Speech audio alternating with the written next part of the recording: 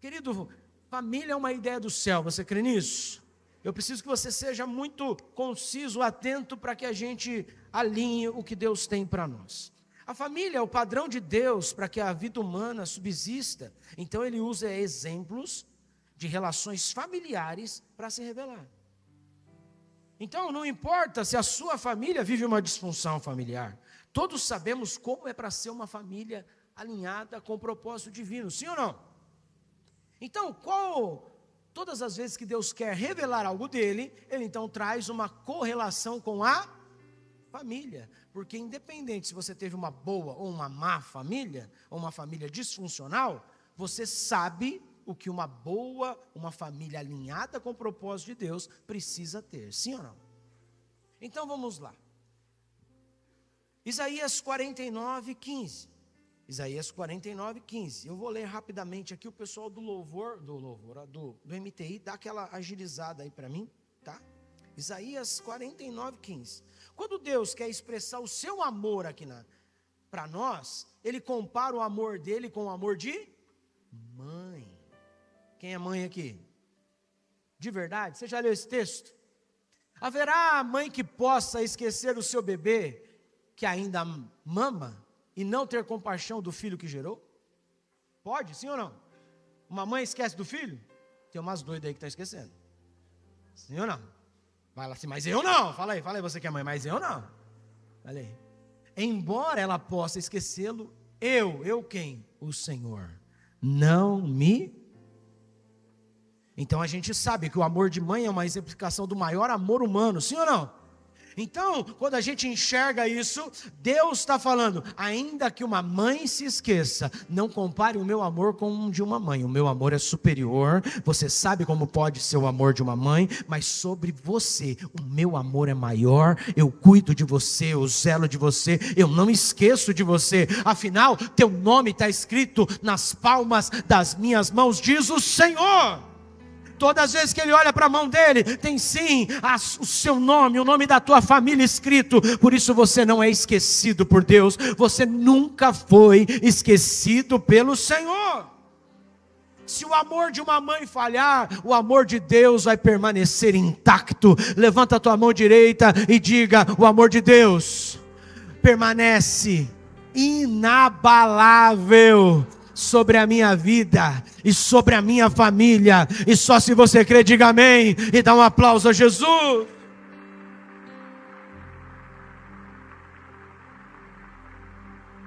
Mas de outra forma, quando Deus quer falar de provisão, ele alinha com o pai, porque o pai precisa ser o quê? Pai precisa ser provedor, protetor e dar destino.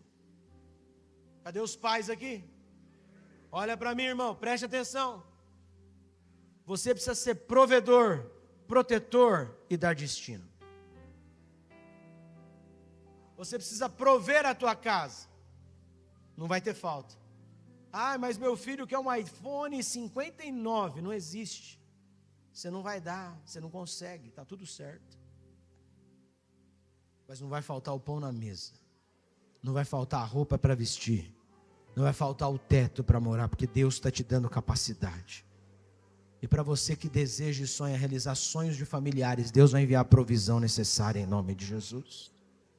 Você vai ser o protetor. Todas as vezes que Satanás quiser tocar a tua família como sacerdote, você já vai ter entregado a sua família ao Senhor. E então Satanás não vai poder tocar, porque tem um escudo da fé, declarando minha esposa é a mulher de Deus, declarando meus filhos são flechas poderosas, vão mais longe, nossa família é bendita. Então você é um canal de bênção para a tua casa. E você precisa dar destino, porque você é o guerreiro que aponta a flecha e lança. Diga, eu vou lançar os meus filhos de forma poderosa. Mas voltando à palavra provisão, Lucas 11 diz assim: qual pai entre vocês, se o filho pedir um peixe, em lugar disso, lhe dará uma cobra? Ou se pedir um ovo, lhe dará um escorpião? Quanto mais eu, o Senhor, não darei boas coisas aos que pedirem. Levanta a tua mão e diga, melhor que o meu pai é o Deus Todo-Poderoso. Você pode ter tido um pai extraordinário, mas eu quero dizer, melhor que o teu pai, melhor que a provisão do teu pai, a provisão que Deus envia para a tua vida. Olhe para quem está do teu lado e diga: não vai faltar pão, não vai faltar peixe, não vai faltar ovo, não vai faltar alegria, não vai faltar suprimento, não vai faltar a bênção de Deus sobre a tua casa. Tem um Deus que provê todas as coisas, todas as coisas. Quando falo em provisão, as pessoas pensam só em dinheiro, mas eu quero declarar: há um Deus que cuida dos mínimos detalhes na tua vida. Aleluia! Deus também vai nos trazer uma correlação de marido e mulher, afinal, Cristo é o noivo e nós, a igreja, somos a noiva. Efésios capítulo número 5, nós vamos ver lá: mulheres, sujeitem-se aos seus maridos como ao Senhor. Então vamos lá, a sujeição de uma mulher está alinhada ao que Deus desenhou como propósito bendito para a família. Eu sabia que as mulheres iam ser só umas duas falando amém agora. Nem a minha falou amém ali.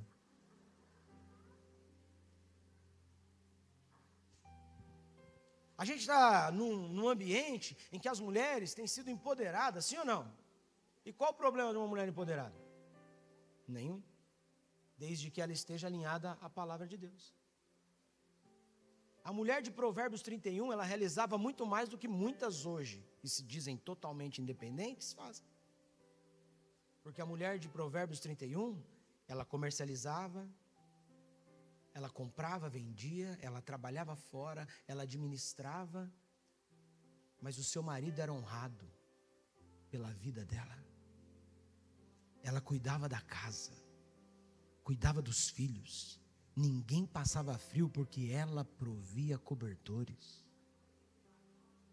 Cadê os homens aí? Essa é para você, irmão, mas essa mulher também, todas as noites, a lâmpada estava acesa. Os irmãos estão devagar, não estão acreditando. Estão falando que lá em casa não tem essa mulher não. Irmã, o ímpeto que você, a força que você empenha, o ímpeto que você faz para o seu trabalho, para a sua carreira, para as suas realizações, tem que ser o mesmo que você cuida do teu marido e das necessidades dele.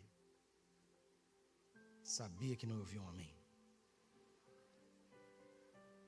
Mulheres totalmente dispostas, ficam sem dormir para fazer cursos, para participar de lives, acordam cedo, vai para a academia, corre não sei quantos quilômetros. Não reservam 20 minutos para uma noite de prazer com o marido.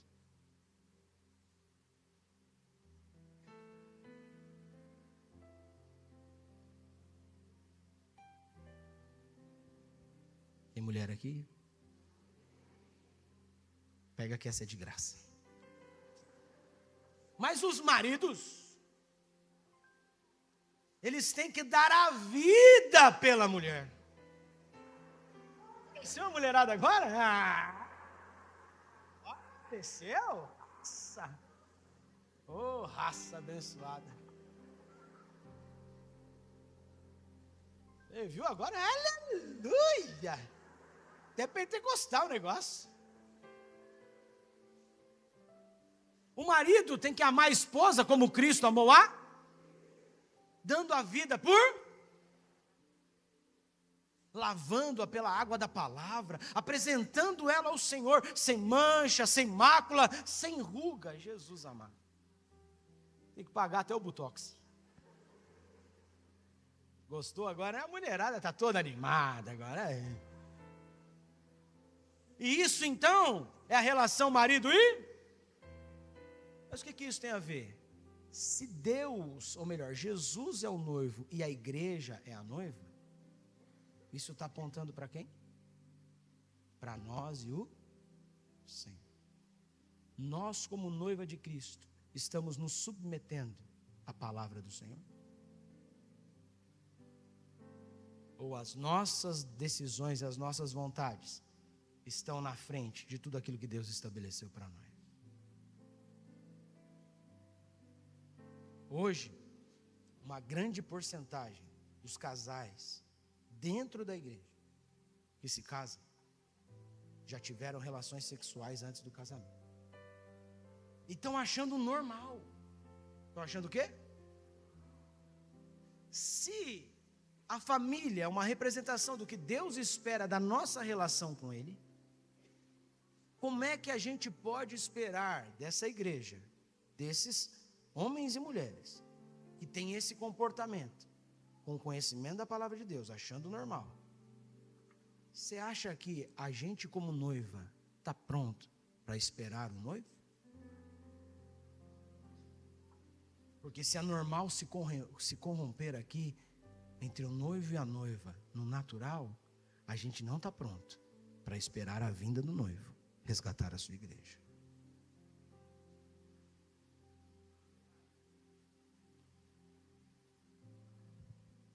Você veio 8:30 da manhã. Eu acho que 10:30 vai ser mais tranquilo. 5 da tarde então vai ser mais tranquilo. 7 da noite vai ser mais tranquilo. Mas essa base vai levar você um caminho direto para o céu. Em nome de Jesus Cristo. Que o Senhor perdoe os nossos pecados, perdoe as nossas falhas, nos lave com seu sangue remidor e faça de nós homens e mulheres íntegros para chegarmos sim a dizer: Maranata, ora vem Senhor Jesus. Se nós somos a noiva e Ele é o noivo, nós queremos estar adornados, nós queremos ter o óleo, nós não queremos ser insensatos, mas nós queremos ser prudentes e ter o azeite aqui. A nossa candeia não vai se apagar, a nossa candeia não vai se apagar, vai ter sim tudo que é necessário para desfrutar das bodas com o Cordeiro. Mas família também tem um relacionamento de pais e filhos. Hebreus 12:7 diz assim: suportem as dificuldades, recebendo-as como disciplina. Deus os trata como filhos. Pois qual filho que não é disciplinado por seu pai? Se vocês não são disciplinados, e a disciplina é para todos, então vocês não são filhos legítimos, mas sim ilegítimos. Pastor, não entendi, vou te explicar. Quem tem sobrinho abençoado aí? Levanta a mão. Abençoado, abençoado, bem abençoado. Eu tenho uma sobrinha abençoada. E ela foi em casa e quebrou uma louça. O que a tia fez? Aquela moça sentada ali? Nada. Vai a Milena e o Rafa quebrar. O que acontece? Olha aí, apanha. Você estava lá em casa, irmã? Hoje mais não, né? Mas na época, o bicho pegava, a confusão estava lá. Mas a sobrinha não é corrigida assim, por quê? Porque não é filha. Mas os filhos recebem o quê? Então o nosso relacionamento com Deus, quando às vezes a gente acha que está passando provação, muitas vezes é uma disciplina de Deus para a nossa vida. A gente precisa entender que Deus disciplina quem Ele, quem está do seu lado, fala: é por isso. Ele te ama tanto, que Ele está só cuidando de você. Relacionamento de pais e filhos é tão maravilhoso, que Malaquias capítulo número 4, versículo número 6, diz assim: Ele fará com que os corações dos pais se voltem para os seus filhos, e o coração dos filhos para os seus pais. Do contrário, eu virei e castigarei a terra com maldição. Quem disse isso? Deus. E o que mais nós vemos hoje? Uma desconexão entre pais e... Sim ou não? Meu pai é careta. Meu filho não quer saber de nada. Essa geração não vai dar em nada. Irmão, seja você o abençoador dessa geração, não o amaldiçoador dessa geração. Amém? E aí então, esse texto termina o Antigo Testamento. Que se não houver isso, vai vir o quê? Aí Satanás entendeu. A gente não entende. É uma alegoria. Palavra de Deus, do relacionamento que Deus espera com a gente. E aí Satanás entendeu, falou: se eu colocar inimizade entre pais e filhos, eu não preciso fazer mais nada. Eu só preciso desconectar o pai e filho. Hoje eu vi um vídeo muito legal. Um coelhinho e alguém dando uma cenoura para o coelho. E aí o coelhinho grudou na cenoura assim, a pessoa com a mão na cenoura assim, o coelhinho só roendo a cenoura. Enquanto ele roía a cenoura, outra mão vai lá e tira 3 filhotes. E aí escreve assim: enquanto você se distrai, seus filhos estão sendo roubados. E a gente está se distraindo porque comprou um carro novo e a gente precisa pagar a prestação. A gente está se distraindo porque a nossa carreira exige mais da gente. A gente está se distraindo porque a gente quer avançar e crescer e ver as pessoas nos reconhecerem. A nossa roupa tem que ser melhor. Eu tenho que usar um relógio Patek Philippe. Eu nem sabia que existia isso. Quando eu vi o valor do negócio, eu falei: o sangue de Jesus tem poder. Um exemplar lá que me mostraram, 900 mil reais. Você paga, irmão? Para ver a hora? Isso aqui está tão bom.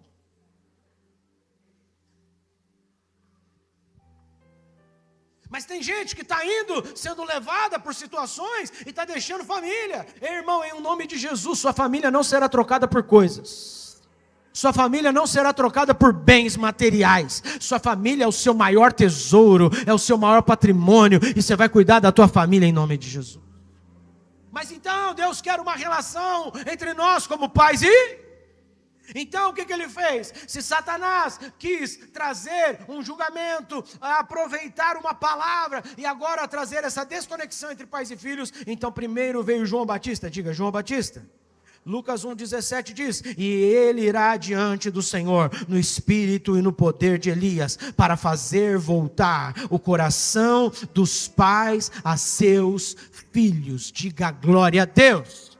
Diga assim: Deus tem o desejo de se relacionar comigo como pai. Ele é teu pai. Só que aí Malaquias está dizendo, é o coração dos pais aos filhos e dos filhos aos... E aqui, João veio trazer só o relacionamento entre pai e... Mas Mateus capítulo de número 6, versículo de número 9, Jesus vai ensinar a oração do pai... Como é que chama? Como é que chama? O pai é de quem? É meu? É teu? É nosso? Então agora ele está restaurando a ligação de filho com o...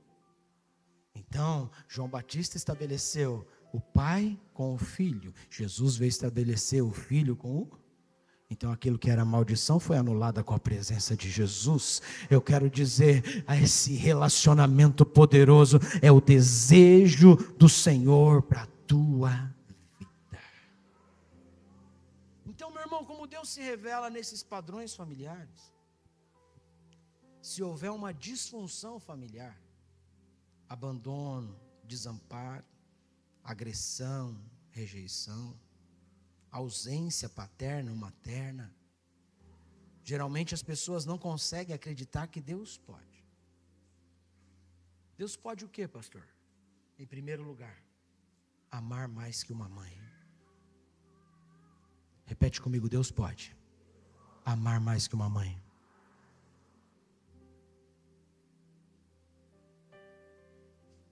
Quando alguém teve uma disfunção com a mãe não foi presente, a mãe abandonou, é órfão, foi criado pelos outros, criado na casa de um, na casa de outro, não consegue acreditar que Deus pode amar mais que uma mãe. Quem não teve a provisão do pai não pode acreditar, tem dificuldade de acreditar que Deus pode prover. Diga: meu Deus é o Jeová Jireh, o Deus que provê. Um casamento que não está alinhado, que o marido não faz a sua responsabilidade, um marido que não se posiciona verdadeiramente, que não demonstra que dá a vida pela sua esposa, e aí está falando: pastor, o meu não faz isso. Será que não, irmã?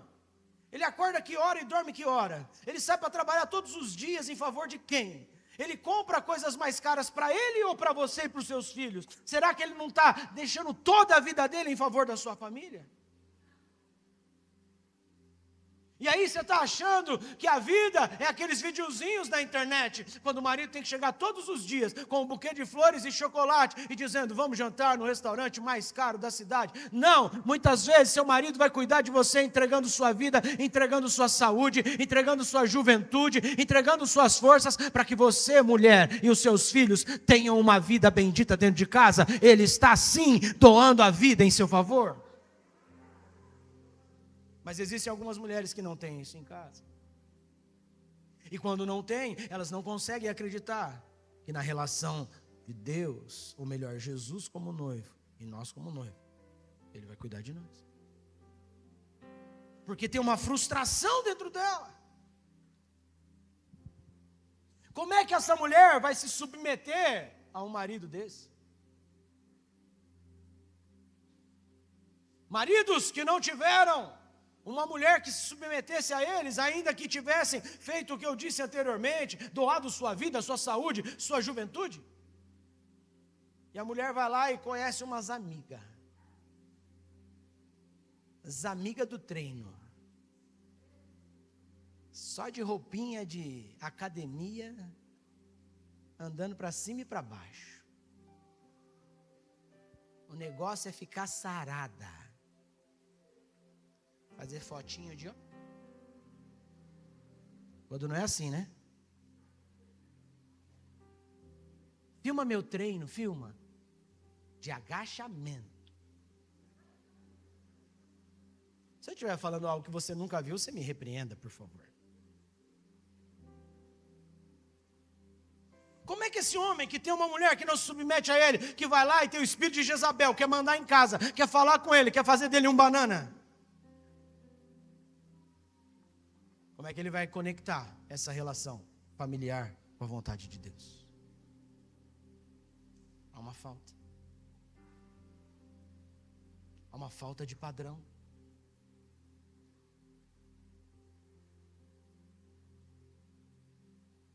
Como é que um filho que não tem o abraço do pai, não tem o apoio do pai, pode acreditar numa relação de pai e filho de verdade?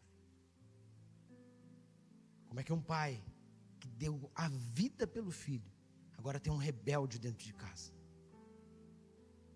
Alguém que só fala o contrário dele. Alguém que ama todo mundo menos ele. Ele quer que o pai faça tudo o que ele quer, mas ele não faz nada que o pai precisa. Como é que uma situação disfuncional dessa pode gerar uma confiança que a família é um projeto do céu?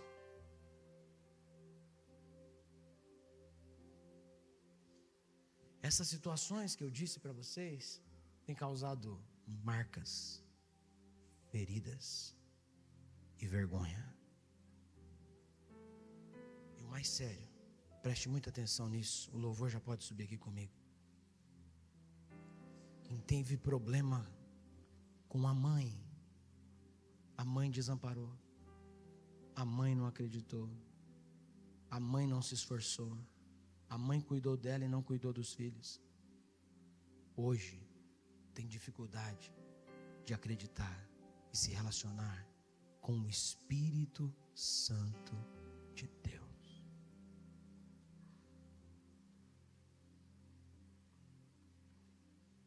Pastor, isso é natural, isso é normal. Não é, irmão. A gente precisa ser curado para viver o que Deus tem para nós.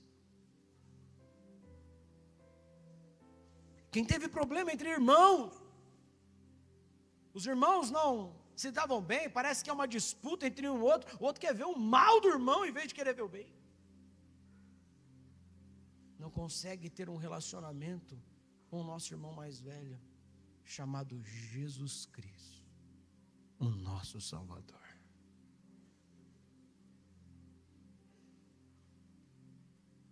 Por que, pastor, o senhor está falando que Jesus é o nosso irmão? Porque Deus é o nosso Pai. E se Deus é o nosso Pai, Jesus é o nosso irmão mais velho. Cutuca quem está do teu lado, fala: deu problema? Chama seu irmão mais velho.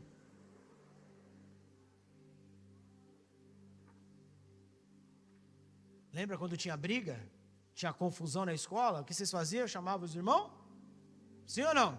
Quem é dessa época aí? Aleluia. Eu não tinha irmão mais velho, só tinha irmã, me lascava. Pior era meu mesmo. Ou apanhava ou batia, mas é comigo mesmo. Mas quem teve problemas com o pai, não acredita que o Deus Todo-Poderoso pode ser um pai que cuida. Ou melhor, pode ser não, que Ele é um pai que cuida. Quem não teve um pai presente não acredita que Deus está presente todos os dias na nossa vida. Pastor, é muito diferente a relação familiar. Não, não é. Fica no seu subconsciente. Então suas ações refletem aquilo que você viveu. E essa marca no seu coração tem muitas vezes te limitado a viver a essência e a plenitude do que Deus tem para você e para a tua família. E essa manhã, enquanto eu orava, Deus me disse: vai ser uma manhã de cura. Vai ser uma manhã de restauração. Vai ser uma manhã de alinhamento. Vai ser uma manhã de perdão. Vai ser uma manhã onde eu vou conduzir as famílias a entenderem que o céu é refletido na família. Toda a relação de Deus com o homem, Ele faz um paralelo com a família. E eu quero dizer, ainda que a sua família seja disfuncional aqui na terra, tenha sido disfuncional aqui nessa terra, o futuro que Deus tem para vocês é uma família alinhada com o propósito do céu. Mas isso passa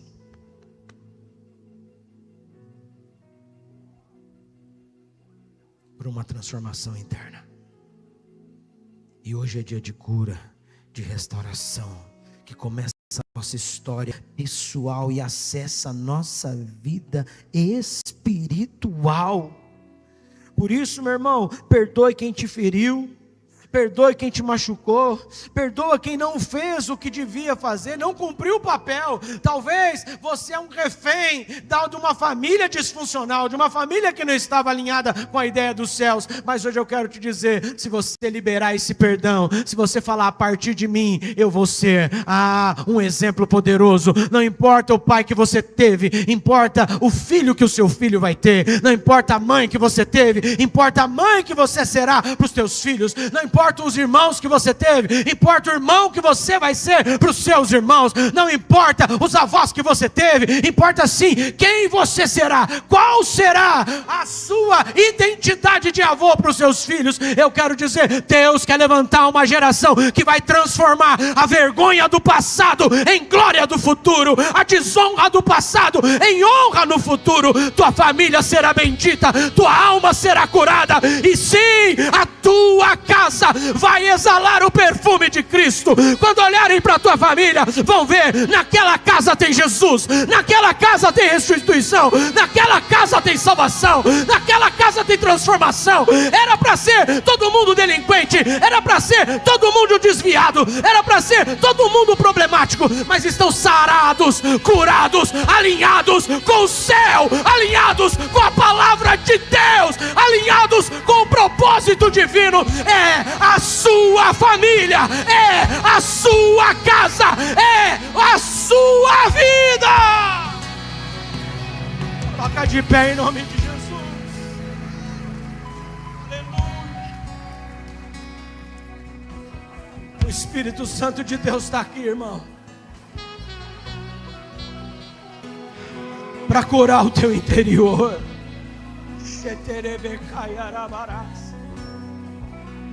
Deus está querendo chamar homens e mulheres nessa manhã que vão ser instrumentos, vão ser os transformadores de ambiente, vão ser aqueles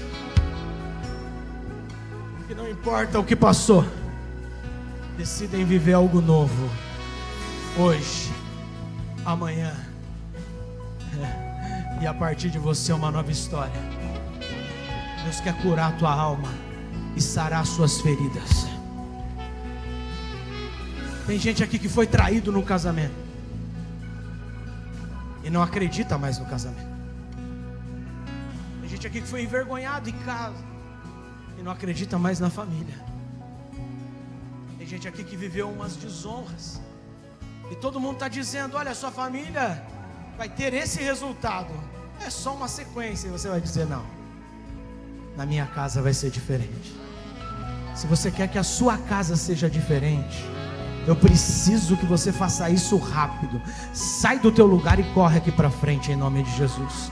Eu não sei quem foi o seu pai, mas se você vai ser um pai melhor, sai do teu lugar e vem para frente. Eu não sei quem foi sua mãe, mas se você quer ser uma mãe melhor, sai do teu lugar e vem para frente. Eu não sei o trauma que trouxe para tua família, mas se você quer ser curado, transformado, edificado, ei, pastor, que vergonha. Vergonha é viver no pecado. Vergonha é não ser transformado. Vergonha é não viver o que Deus tem. Vergonha é ter uma família disfuncional por não se posicionar. Ei, você sim é curado, amado. Você é livre para viver o novo de Deus. Isso, vence isso agora. Vence isso agora. Vence essa vergonha, vence esse medo, vence essa timidez. Mas você vai levar para a tua casa transformação, edificação e vida abundante. A sua família é bendita, a tua casa é abençoada.